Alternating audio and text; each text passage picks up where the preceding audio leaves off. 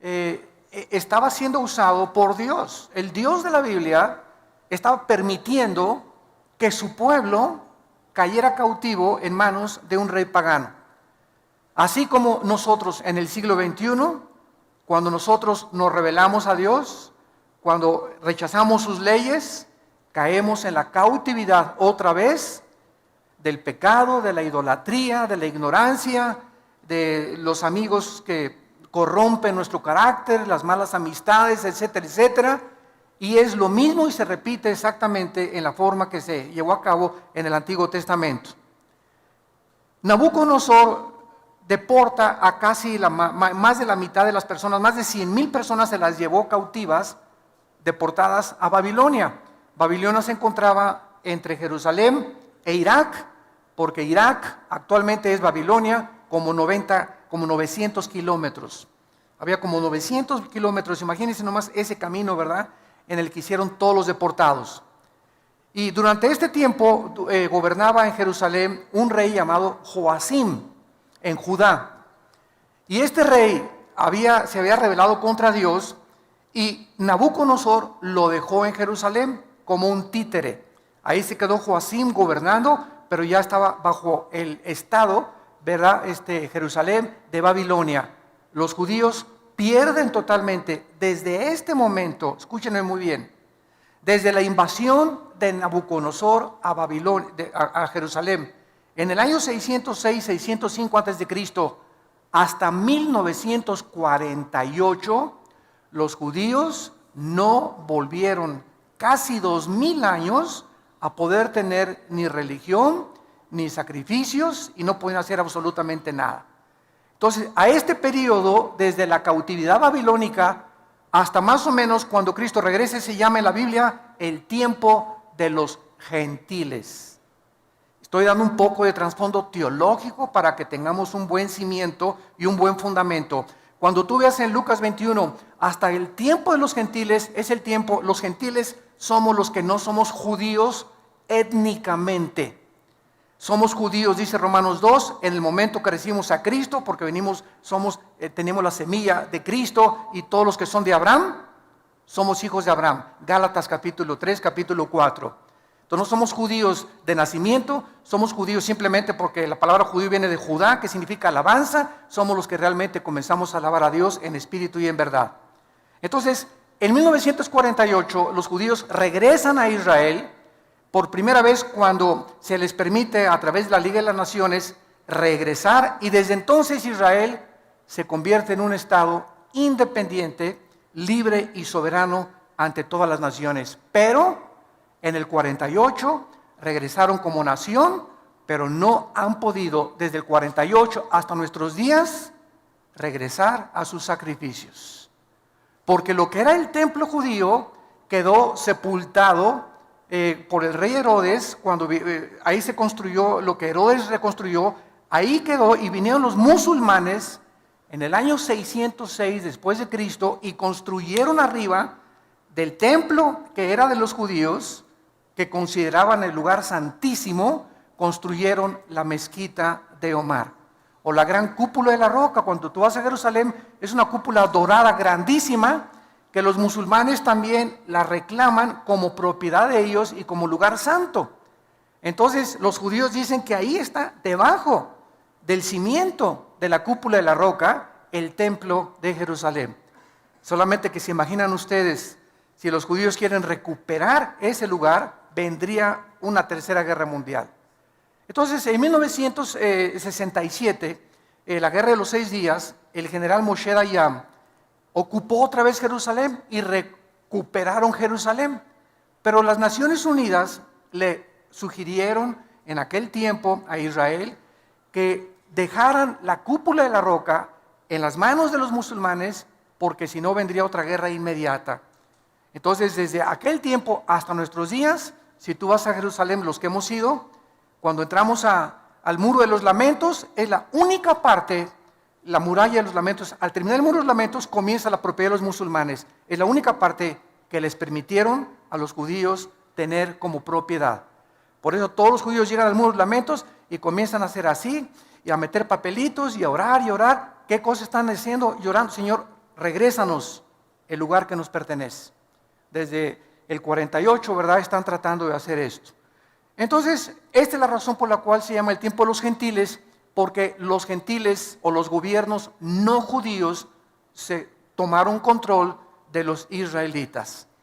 Entonces, el tiempo de los gentiles va a terminar hasta que Cristo regrese, porque hasta que Cristo regrese, los judíos no van a poder tener completa libertad de sus sacrificios, y aunque se está tratando de reconstruir el templo, y lo van a hacer de acuerdo a la Biblia, según de Tesalonicenses 2, Apocalipsis capítulo 11, no van a poder establecer como lo tenían anteriormente, con todo el sacerdocio levítico que ellos reclaman continuar llevando a cabo. Muy bien, Daniel fue contemporáneo de Jeremías y de Ezequiel. En los tiempos de Daniel estaban estos profetas también, y hubo, como dije anteriormente, 2 deportaciones más. Daniel estuvo exiliado en Babilonia 60 años. 60 años se aventó Daniel en Babilonia. Después vinieron los medos persas, la película de los 300, no sé cuántos de ustedes la vieron, donde los persas, ¿verdad?, quieren invadir Grecia, y entonces se forma un grupo de 300 macedonios entrenados para detener en la batalla de las Termópilas, se llamó, a más de miles y miles los sobrepasaban los persas, hasta que finalmente los persas conquistaron totalmente, ¿verdad? Entonces los persas conquistan a los babilonios, después los griegos conquistan a los persas, y después los romanos conquistan a los griegos.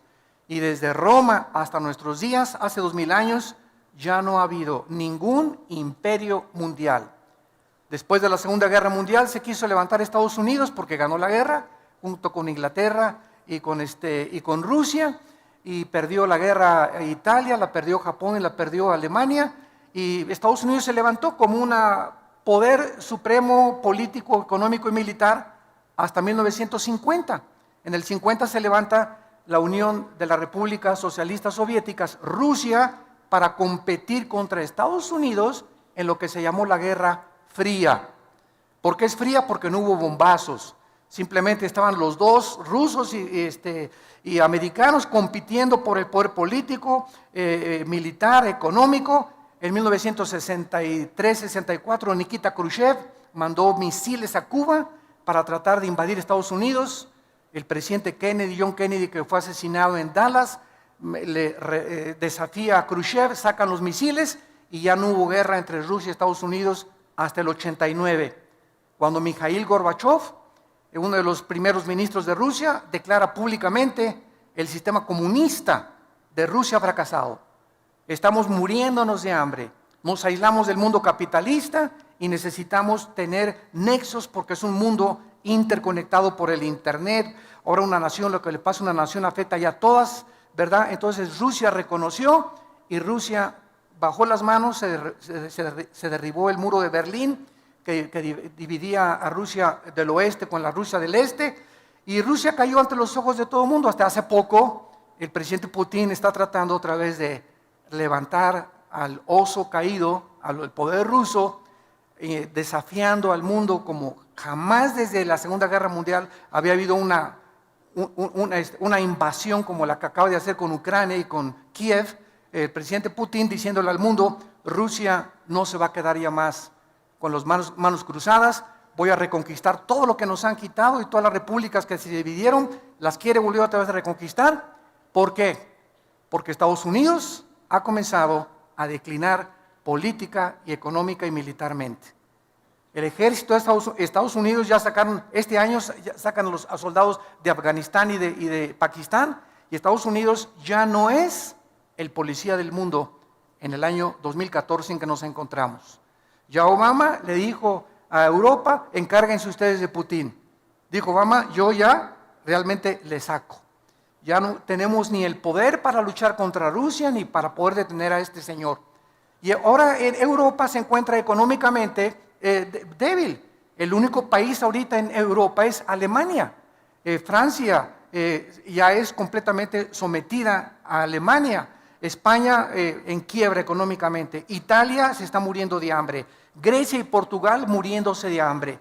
Y la única nación ahorita que está tratando de hacer un frente para impedir otra vez el gran poder de los rusos es Alemania. Angela Merkel, la presidenta de Alemania, es la única que puede intervenir. La OTAN no puede intervenir, la Organización de los Países del Atlántico del Norte, porque Rusia no pertenece y Ucrania no pertenece a la OTAN. Y solamente OTAN interviene, como en Libia cuando mataron a Gaddafi, porque Libia pertenecía y porque podían tratar de sacar a Gaddafi de Libia. Entonces ahorita Putin no tiene quien le diga no, solamente sanciones económicas y diplomáticas, y él va a seguir ampliando, y esto es exactamente lo que profetiza Ezequiel capítulo 38 hace 2600 años. No lo vean ahorita, lo menciono solamente. Gog y Magog. Gog es un líder, Magog es la tierra de los tártaros, la tierra de los escitas, que son los pobladores de la Rusia moderna. Y la Biblia hace 2600 años profetiza que Rusia se iba a levantar. Estados Unidos no aparece en la Biblia en ningún lado en las profecías de los últimos tiempos. Por más que nos cansemos de buscar y tratar de decir que es Estados Unidos, no es Estados Unidos, sino que solamente aparece Europa y el Medio Oriente, con algunas naciones de Asia como China y Japón en Apocalipsis 16 como los reyes del Oriente. Entonces todo el escenario político y económico que vamos a estudiar en Daniel, en los capítulos ya finales, se encuentra profetizado con los otros profetas hebreos para que sepamos que Dios es Dios. Miren lo que dice, por ejemplo, en Isaías 44, Dios a través de su profeta, Isaías 44, versículo 7. Esto fue escrito hace 2750 años. Y dice Isaías 44, 7, desde el 6, perdón, así dice Jehová, Rey de Israel, y su Redentor, Jehová de los ejércitos. Yo soy el primero y yo soy el postrero, y fuera de mí no hay Dios. ¿Y quién Dios está desafiando? ¿Quién proclamará lo venidero? Lo declarará y lo pondrá en orden. Porque pues ha habido profecías, ¿verdad? Como Nostradamus profetizó, de las 100 profecías, el 10% se cumplieron. Nunca hay una profecía de ningún líder religioso en el mundo, llámese Mahoma, mucho menos Mahoma. El Corán no es un libro profético, ni el libro del Mormón, ni el libro del Maharanibana Sutta, ni el Tripitaka de Buda. De ninguno de los libros sagrados se encuentra el orden, porque hay un orden en las profecías bíblicas en la que Dios puso la historia del mundo. Y cuando Dios le revela a Daniel, como lo vamos a ver más adelante en el capítulo 2, Babilonia, a través de la estatua del sueño de Nabucodonosor, tú eres la cabeza de oro. Después le dice Dios a Daniel, el segundo, desde Babilonia va a seguir otro imperio que representa los brazos y el pecho de plata, que fueron los medos persas. Después el vientre es Grecia y las dos piernas de la estatua de Daniel capítulo 2 es el imperio romano, que fue dividido en Constantinopla y en Alejandría. Y los dedos de los pies es la última forma de gobierno mundial que va a prevalecer antes de que Cristo regrese. Y estos 10 dedos de la estatua, vean ustedes que descienden de las dos piernas de la estatua de Nabucodonosor. Todo esto lo vamos a ver con mucho más detalle. Entonces, estos 10 dedos son 10 gobiernos que van a provenir del antiguo imperio romano y que son los gobiernos de donde, de acuerdo a Daniel 7, surgirá el futuro dictador mundial, que es el anticristo. Entonces, Dios puso en orden los imperios tal como la historia lo ha visto. Babilonios, persas, griegos, romanos, y desde Roma, hace 2000 años, no ha vuelto a surgir un imperio. Hitler quiso tratar de conquistar y no conquistó nada más que Checoslovaquia y Polonia y algunas cosas, pero ahí vino la guerra y le impidieron que el nazismo, el Partido Nacional Socialista, se expandiera. Entonces vemos que es increíble la exactitud de las profecías bíblicas, porque como dice Dios, ¿quién otro? Para que alguien sepa el futuro con tantos detalles, solo Dios lo puede hacer. Y continúa diciendo, ¿quién lo proclamará y lo declarará y lo pondré en orden delante de mí, como yo hago yo desde que establecí el pueblo antiguo? Lean Génesis, ¿qué le dijo Dios a Abraham? Abraham, van a ir a Egipto y van a ser 400 años cautivos. Se cumplió al pie de la letra. El pueblo judío, de acuerdo a la historia, a la arqueología y a la paleontología, ¿verdad? Y a la antropología dan testimonio que las profecías, que la historicidad, que la geografía de la Biblia no son cuentos de hadas, ni son los superhéroes, ni Superman, ni Aladino y la lámpara maravillosa. La Biblia está respaldada por la arqueología, la paleontología, la arqueología, la antropología, la historia, la geografía. Nos da fechas, la Biblia nos da los nombres de los reyes que prevalecieron en el tiempo en que la Biblia fue desarrollada. Y todo esto, ¿verdad?, para que nos demos cuenta de algo. Las evidencias aquí están. ¿Quién es un ateo? Un ateo no es una persona que no tenga evidencias. Las evidencias ahí están y las puedes buscar, y esto te da testimonio de que esto es sobrenatural. El problema del ateísmo no es eso, el problema del ateísmo es su moral. Cuando llegan a la irracionalidad, como va a ser el próximo mensaje que vamos a compartir, la locura del ateísmo en el World Trade Center, creo que es el mes que entra, ahí voy a compartir. El ateísmo tiene una base: la nada produjo todo. Esa es la raíz del ateísmo y de la evolución. Tu maestro en la universidad, dile: oye, la nada, para ser ateo tú tienes que creer algo, que la nada produjo la creación. Y cuando la nada ha producido algo, la nada no produce nada. El mismo Carlos Darwin, Carlos Sagan, que eran ateos, estuvieron de acuerdo. Stephen Hawking, que es el más grande físico matemático actualmente en Inglaterra, reconoce, aunque no reconocen a Dios, que todo tuvo un principio. Entonces, si dicen que fue una explosión en el universo, bueno, ¿quién produjo la explosión? ¿Batman? ¿O Robin, su compañero? ¿O el hombre araña? ¿Quién produjo la explosión? Ahora la materia, ok, si fue una explosión de rocas, fueron puras rocas. ¿De dónde salió el pensamiento? Virgen del Socorro. La conciencia. ¿De dónde? ¿Quién formó el código genético hereditario de cada persona? ¿Quién formó a un chango para que trajera una changa? ¿A un jirafo para que tenga una jirafa? ¿A un hipopótamo para que tenga una hipopótama? ¿A un rinoceronte para que tenga una rinoceronta? Cada cosa con su hombre y hembra, hombre y hembra, hombre y hembra. Digo, esto es absurdo completamente, creer que por accidente, a través de millones de años, surgió la creación. El necio dice en su corazón: no hay Dios, dice el Salmo 14. Entonces, Dios nos muestra, ¿verdad?, que Él lo ha hecho desde el principio para que el que tenga sed, que venga y que beba del agua. Si tú estás cansado de tu ateísmo, de tu vida de amargura, de desorientación, de confusión, de crítica, el odio que traes en tu corazón que el mundo nos ha producido, de tantas desilusiones, traiciones, tanta hipocresía que nos rodea, vengan a Cristo. Ven a Jesús y ve en esa cruz lo que Dios dice en la Biblia, que Él te ama, que Él dio su vida por nosotros y que solo Él puede sanarnos las heridas que el mundo nos ha hecho, nuestra familia, nuestros amigos cercanos, y que nos va a seguir haciendo.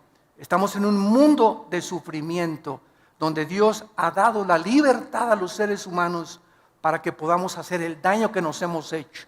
Si Dios restringiera la libertad e impidiera que esa bala matara a ese niño, y que ese camión que se echó en reversa atropellara a esa niña, y que el tsunami no matara tantas cosas, si Dios interviniera para detener el mal, entonces ya no habría libertad ni libre albedrío. Entonces no es Dios, ¿verdad?, el de las tormentas, estas cosas. Somos nosotros lo que nos hemos hecho los unos a los otros, para darnos cuenta que el diagnóstico que la Biblia tiene acerca de la raza humana es el diagnóstico que la experiencia, la psicología y las terapias de todas las formas que hemos tratado de arreglar esto, es la verdad. El ser humano es un ser humano caído, pecador, sin esperanza, sin luz, más que la que Cristo le pueda proporcionar. Muy bien, vamos a ver a continuación que esta profecía en Jeremías capítulo 25, esta profecía fue anunciada por Jeremías de que los babilonios iban a entrar a Jerusalén y por la rebelión del pueblo de Dios iban a ser cautivos. Dice Jeremías 25, versículo 8: por tanto, así ha dicho Jehová de los ejércitos, por cuanto no habéis oído mis palabras. Siempre el juicio y la disciplina viene por eso, cuando no queremos hacer caso a la palabra de Dios. Todo el sufrimiento que tú tienes en tu vida, la pobreza que estás experimentando, la rebelión que estás experimentando, la falta de poder avanzar en la vida, tiene una raíz espiritual. Y es siempre estás en rebelión contra las leyes de Dios. Dice la Biblia, ¿quién se puede endurecer contra Dios y que le vaya bien? A nadie. He aquí enviaré y tomaré a todas las tribus del norte, versículo 9, dice Jehová, y a Nabucodonosor, ahí está, rey de Babilonia, mi siervo, y los traeré contra esta tierra y contra sus moradores y contra todas estas naciones en derredor, y los destruiré y los pondré por escarnio y por burla y en desolación perpetua. Y haré que desaparezca de entre ellos la voz de gozo, la voz de alegría, la voz de desposado, la voz de desposada, ruido de molino y luz de lámpara. Toda esta tierra será puesta en ruinas y en espanto, y servirán estas naciones hasta determina la cantidad de años. Las servirán a Babilonia 70 años. Cuando Daniel tenía ya como unos 70, me imagino unos 75, 80 años de edad, Daniel, después de Babilonia, sirvió al imperio persa, Daniel, siempre como oficial, con un rango muy elevado, porque le reconocieron siempre que era más inteligente que los brujos y los astrólogos y que los magos y que los caldeos. Daniel, como a los 75, 80 años de edad, descubre esta profecía de Jeremías, que a los 70 años Dios los iba a libertar. Se iba a acabar el exilio de los babilonios, porque estuvieron como 60, 70 años deportados, completamente lejos de su país, sin tierra, sin templo, sin ninguna propiedad, completamente aislados del mundo. Y entonces Daniel dice, estamos cerquita de los 70 años, y cuando llegamos al capítulo 9 y 10 de Daniel, ¿qué hace Daniel? Cuando descubre que el tiempo está cerca para que ellos regresen a Jerusalén, Daniel se pone a orar y a ayunar durante 3 semanas. Y es cuando se desata la guerra cósmica que vamos a ver también, cuando un ángel de Dios baja del cielo a traerle a Daniel la respuesta de qué iba a pasar, cuál era el futuro de la ciudad de Jerusalén y de los santos de Dios. Y un principado satánico, en aquel tiempo era el imperio persa, que impide que el ángel de Dios le lleve este mensaje a Daniel, y se hace una guerra en el cielo mientras Daniel está orando. Vamos a aprender también en el libro de Daniel que la oración desata la guerra cósmica. La oración es un estado de guerra. Cuando tú caes de rodillas y cuando te pones a orar, estás mandando misiles, metralleta, K-47, Uzi, balazos, ¿verdad? Estás comenzando a bombardear el mundo invisible espiritual, estás comenzando a abrirte cancha, estás comenzando a proteger a tus hijos, a tu familia, a tu negocio. Siempre que oramos, comenzamos a entrar en una guerra sin que nos demos cuenta, pero el libro de Daniel nos corre las cortinas y nos muestra que cuando oramos, entramos en guerra espiritual. Entonces ya, ¿verdad? Lo vamos a ver más adelante. El ángel ya le trae el mensaje a Daniel y le explica ya en Daniel 11 y 12, que son los últimos capítulos de Daniel, lo que va a pasar en el futuro con Jerusalén. Ya se profetiza el anticristo en el capítulo 7, 8, 9 y el 10 y el 11, cómo es el anticristo, el carácter del último dictador mundial y lo que va a pasar antes de que Cristo regrese. Es un libro maravilloso, Daniel. Muy bien, vamos a ver ahora en Daniel algunas doctrinas como introducción. Los temas que se tratan en este libro son 8 principalmente, 8 temas doctrinales. Número 1, Daniel establece sin lugar a dudas la soberanía de Dios. Dios es soberano. En este libro se afirma el gobierno supremo, absoluto y poder de Dios sobre todos los gobiernos humanos. Dios pone y Dios quita reyes. Dios avergüenza y Dios humilla a los dictadores, y Dios les da oportunidad como a José Stalin, como a Benito Mussolini, como a Hitler, como a Saddam Hussein, a muchos de ellos, otro presidente sudamericano que se acaba de morir también, les da oportunidad que lo hagan, para que nosotros nos demos cuenta de qué forma tan grande es la idolatría del ser humano hacia el ser humano. Hacemos como los césares romanos. Los césares romanos se proclamaron dioses y el pueblo los adoró como dioses. Dios mío, tú te niegas a adorar al Dios verdadero y adoras al cantante fulano de tal en la televisión. Y las muchachas hasta se desvisten y están dispuestas hasta a perder su virginidad por ese ídolo cantante. Es un Dios para ellas. Y si no tenemos a un Dios cantante, lo tenemos en el deporte, lo tenemos religiosamente, ¿verdad? Y viene el representante de una religión y lo adoran como a un Dios. Y cuando los apóstoles comienzan a ser enviados al mundo, ¿se acuerdan ustedes en el libro de los Hechos?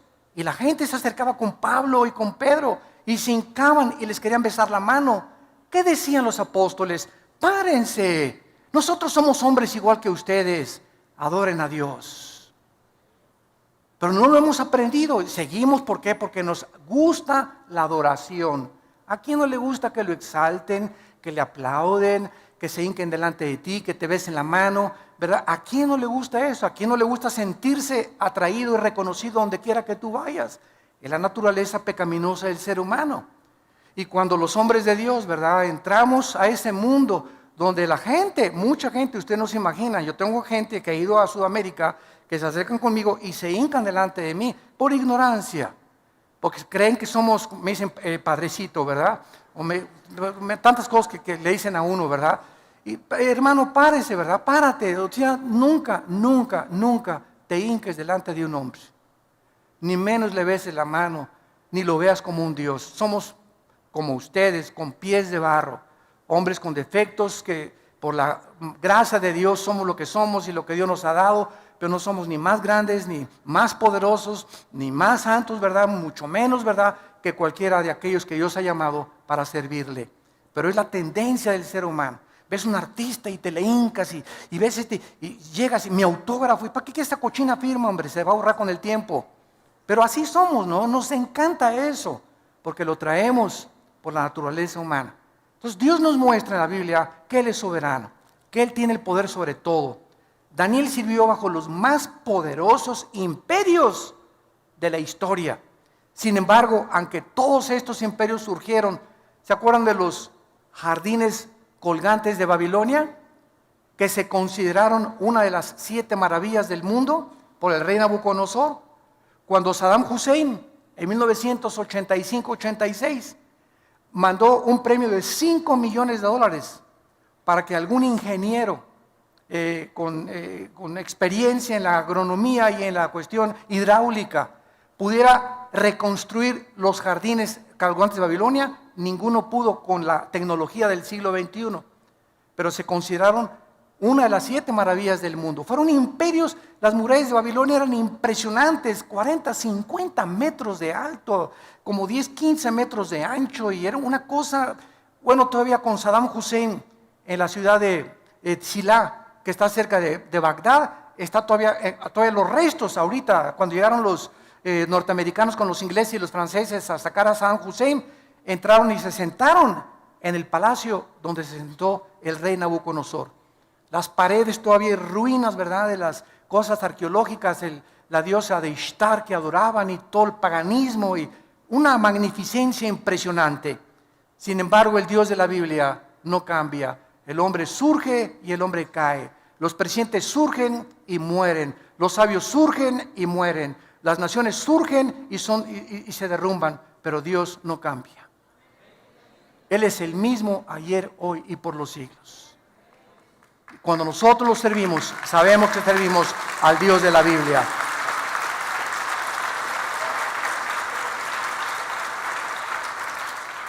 Dice en Isaías 40, el profeta, capítulo 40, versículo 15: he aquí que las naciones les son como la gota de agua que cae del cubo, y como menudo polvo en las balanzas les son estimadas.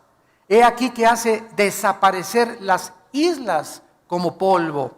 Versículo 17: como nada son todas las naciones, como nada son todas las naciones delante de él, y en su comparación serán estimadas en menos que nada y que lo que no es.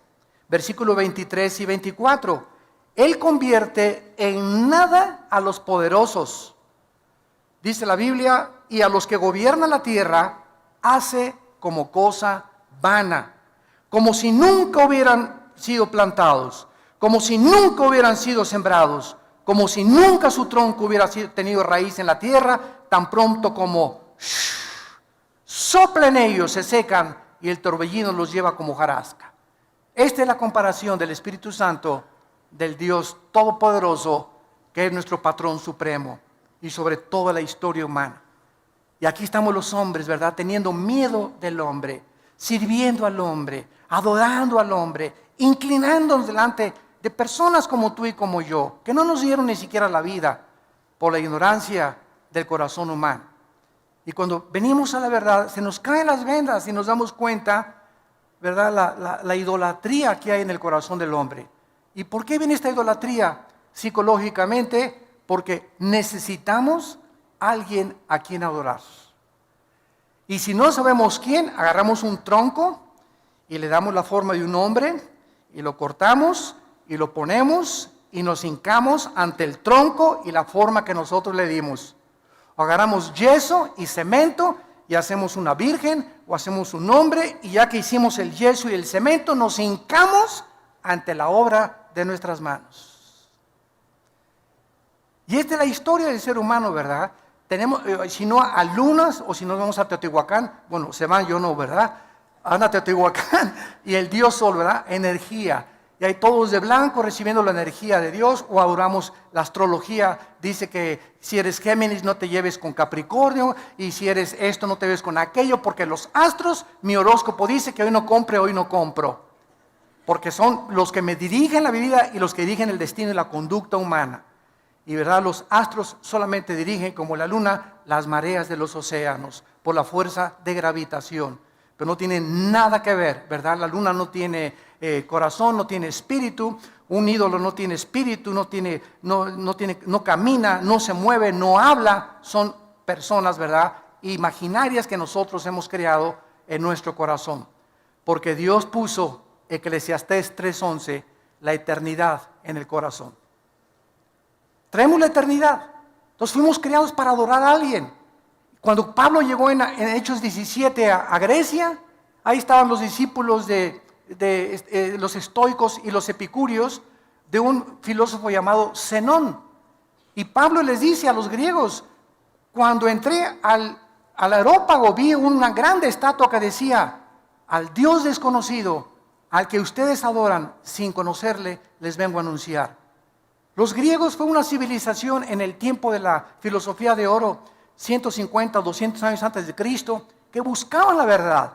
¿Qué es la verdad detrás de todas las cosas? ¿Qué es el sentido común? ¿Qué es la razón? ¿Cuándo somos racionales y cuándo somos irracionales, los que nos llamamos racionales?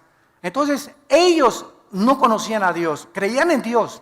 Pienso, luego existo, existo, luego vivo, vivo tiene que haber una causa. Esta causa no puede estar dentro de mí. Así concluyó Platón: esta causa tiene que ser alguien fuera de mí. Le llamamos la fuerza, el poder, como le quieras llamar, pero está fuera de nosotros. Concluyeron: hay un Dios. Los filósofos griegos no eran ateos, pero adoraban a alguien sin conocerle.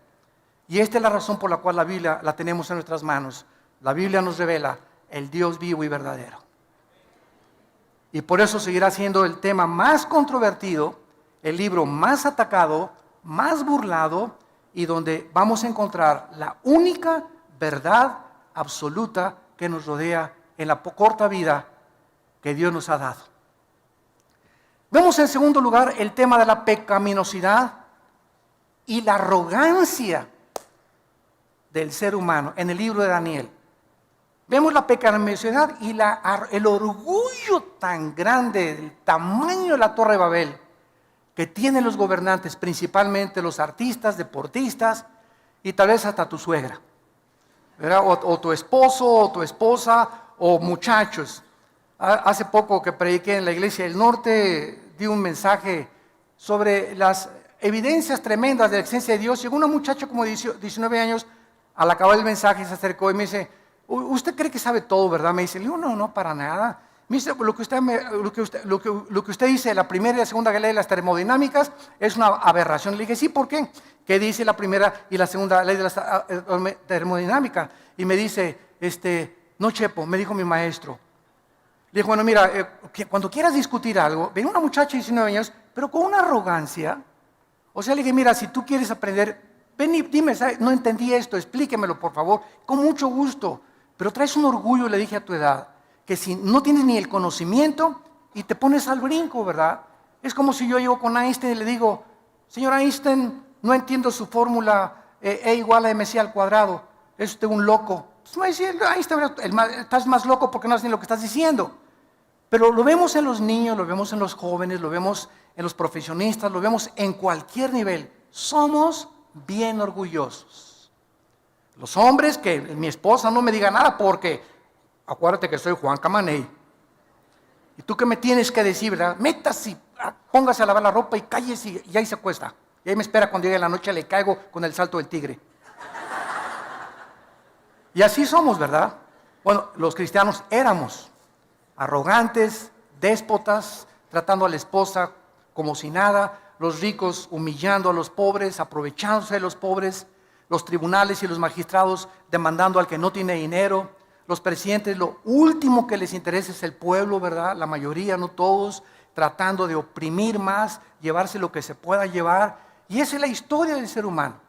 El pecado es lo que ha hecho esta arrogancia contra el Dios del cielo. En tercer lugar, vamos a ver la guerra espiritual cósmica, que ya vimos hace unos momentos, en la que descubrimos que nos encontramos en un mundo invisible espiritual, donde hay poderes malignos espirituales, que les llaman fantasmas, ánimas en pena, en Guanajuato les llaman, espíritus, ¿verdad? Y el mundo sigue cuando la ciencia no puede penetrar lo sobrenatural. No hay explicaciones, no me pasa en la televisión, pues aquí se hizo un espiritismo, dice que estaba endemoniado, y están viendo que hay una muchacha revolcándose y que se hace la cara así como desatornillador y los ojos chuecos se le vuelven para otros lados, pues dice que está endemoniada, pues si no está endemoniada, ¿qué es?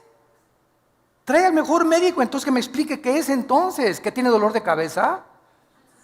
El dolor de cabeza hace que se le enchueque la cabeza y que se le salga la lengua como y que hable con otra voz. Digo, ahí están viendo y no reconocen que es algo sobrenatural, pero su orgullo médico y científico le impide al mundo reconocer la luz y la verdad. En cuarto lugar, la veracidad de la palabra de Dios.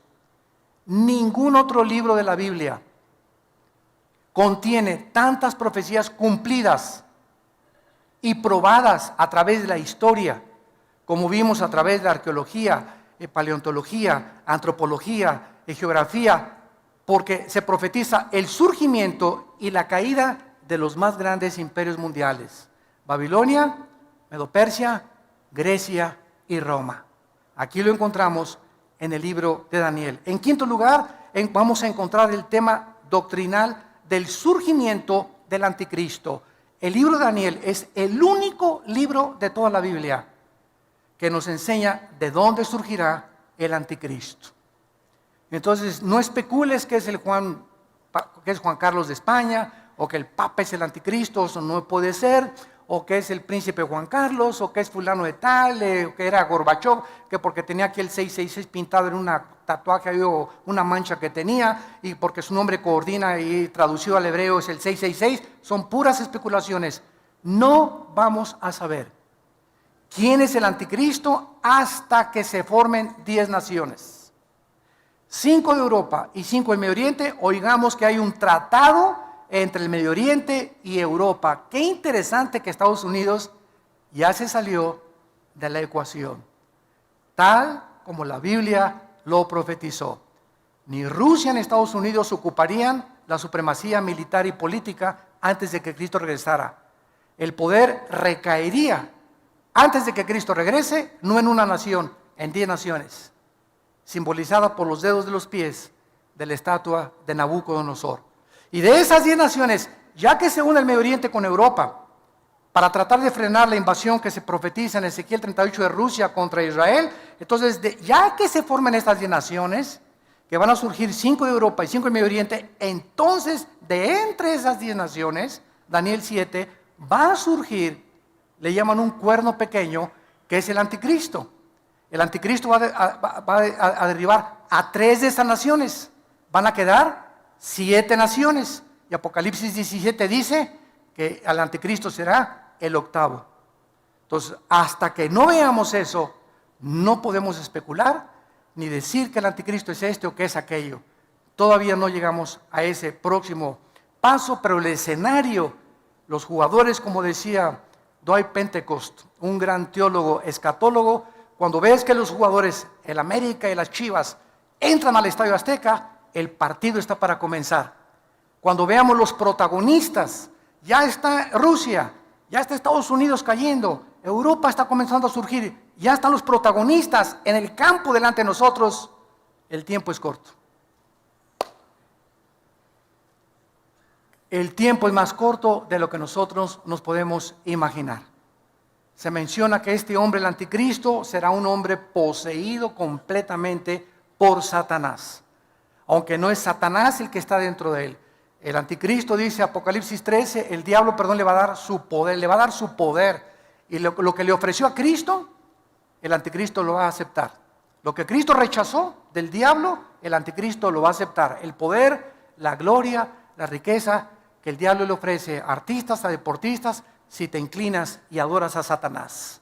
Te lo da y te lo cumple, pero recuerda que te viene a cobrar la factura. En sexto lugar, vamos a ver la gran tribulación. Es otro tema de Daniel. Se profetizan 7 años, Daniel capítulo 9, con el título Las 70 semanas de Daniel, que vendrán sobre Israel únicamente. Y la última y más grande persecución de la historia, que Hitler va a ser como Pinocho comparado con el anticristo, para perseguir, matar, torturar a todos los judíos y a los cristianos, cuando el anticristo tome el poder después de los 3 años y medio. En séptimo lugar, se profetiza, y hay el tema de la resurrección de los muertos en Daniel también. Se profetiza que muchos muertos que actualmente creemos que ya les llevamos flores y son huesos, van a volver a vivir. Daniel 12, versículo 2. Y muchos de los que duermen en el polvo serán levantados, unos para vida eterna y otros para confusión perpetua. Y Cristo lo dijo en Mateo 5, he aquí viene la hora, cuando todos nosotros estamos aquí, tenemos algún día que entrar a la eternidad. Tienes que morir, yo tengo que morir. Pero viene la hora, dijo Jesús, que cuando todos los que estamos muertos vamos a oír.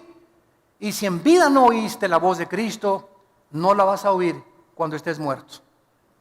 Entonces, hay una resurrección de los justos y después, al acabar el milenio, viene la resurrección de los malos, que se llama el juicio del gran trono blanco, Apocalipsis 11, del 12 al 15.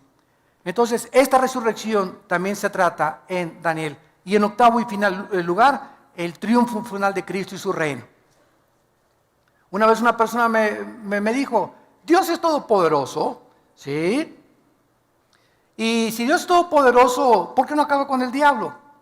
Y le contesté, dele gracias a Dios, porque comenzaría con usted.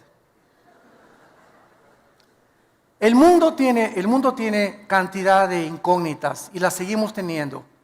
Porque como le dije una vez a un estudiante de un seminario en Guatemala, el día que alguien tenga las respuestas a todas las incógnitas que existen, ya no necesitaríamos a Dios. ¿Por qué seríamos dioses? Entonces Dios es el único, omnisciente, que conoce todo. Nosotros, dice Corintios 13, vemos como por un velo todavía. Y lo que sabemos, dice Corintios 8, no lo sabemos como lo deberíamos de saber. Especulamos y teorizamos, hipotetizamos y pensamos esto y el otro. Los griegos, los filósofos, los ateos del siglo XX, Bertrand Russell, Carlos Darwin, pues puedo que creo, que sí, que arranca, que no arranca, ¿verdad? Y todo se queda así, pero no hay verdades absolutas, absolutamente, en ninguna conclusión lógica, filosófica del ser humano, porque no somos dioses. Pero venimos a la Biblia y comenzamos a encontrar respuestas. Pero hay una condición para que tú puedas conocer la verdad: querer hacer la voluntad de Dios. Dijo Cristo, si alguien quiere conocer la verdad, haga mi voluntad. Cuando tú comienzas a someterte a Dios, a sus leyes, a tratar a tu esposa como una reina, a darles buen ejemplo a tus hijos, a pagar tus impuestos, a pagar tu diezmo, no pagar porque tiene que nacer el corazón, ¿verdad? No es un pago, perdón, pero a comenzar a darle a Dios lo que Él quiere que le demos. Cuando comencemos a hacer, no tenemos deudas, que no nos endrogamos demasiado, que las pagamos, que no queremos perjudicar a nadie, no hablamos mal de nadie. Comenzamos a bendecir a toda la gente, a los que nos persiguen los bendecimos, no guardamos rencor contra nadie. Cuando comienza nuestra vida a ser revolucionada de esta forma, comenzamos a descubrir y a conocer como que se nos amplía la mente, se nos comienzan a caer las vendas y comenzamos a ver la luz. Pero hay un precio para que veas la luz. No vengas y a ver si Dios es esto y es esto, retando y desafiando a Dios. Espérame tantito, dice Dios, primero deja tu frente, deja todo lo que tienes y veas mi voluntad. Pídele perdón a tu esposa antes que conozcas la teología de la predestinación. ¿Quieres conocer la predestinación y quieres conocer el libre albedrío humano? ¿Quieres saber por qué Dios permite esto y aquellas cosas?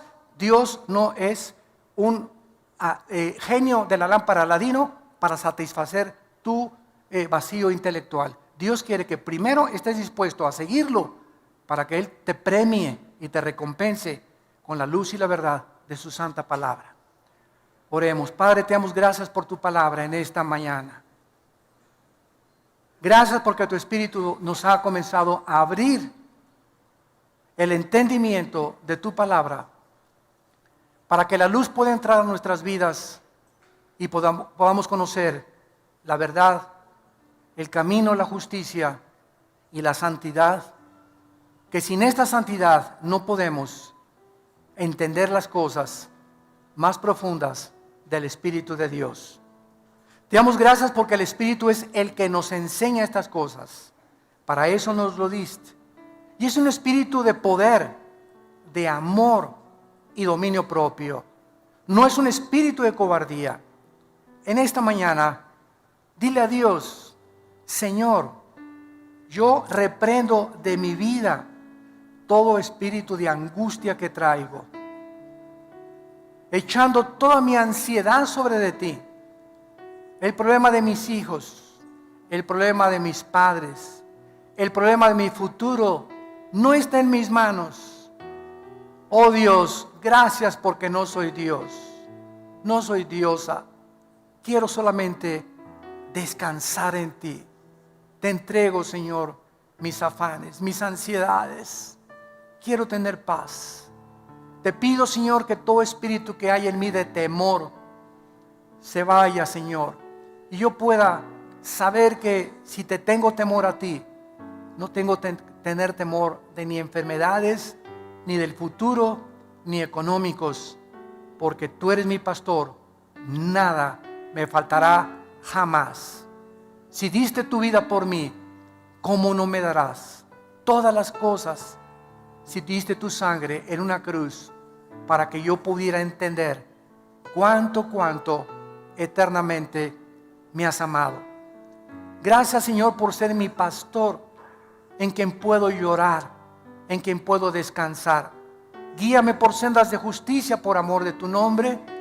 Aunque ande en valle de sombras y de muerte, no tendré miedo de nada en la vida, porque tú estás conmigo y nunca me dejarás, nunca me desampararás. Aunque yo crea que me has desamparado, estás conmigo y estarás siempre hasta el final de mi vida. El bien y la misericordia me seguirán todos los días de mi vida, y en tu casa algún día, oh Dios, toda esta vida de problemas y sufrimientos no se comparará cuando en aquel día me abra los brazos y me digas: ven, bendito, bendita de mi Padre, desde antes de la fundación del mundo, al reino que había preparado para aquellos que me han seguido con todo su corazón. Y ahora muchos de ustedes que no tienen a Cristo, que han venido tal vez de visita, otra vez por curiosidad, y estoy seguro que entraste a esta conferencia confundido, vacía, desorientado, con tantos problemas y tantas angustias. Te invito a que vengas en esta mañana a una cruz. No te invito a ninguna religión. Ven a la cruz, a un hombre que se llama Jesucristo, para que Él entre a tu vida y experimentes el poder de su resurrección, con estas palabras: Señor, te pido perdón por mis pecados. Creo que en la cruz pagaste por ellos con tu sangre, que a los 3 días resucitaste de entre los muertos, y te recibo como mi Señor y mi Salvador en mi vida, en el nombre de Jesús. Amén. Gracias a Dios por su palabra. Gracias a Dios.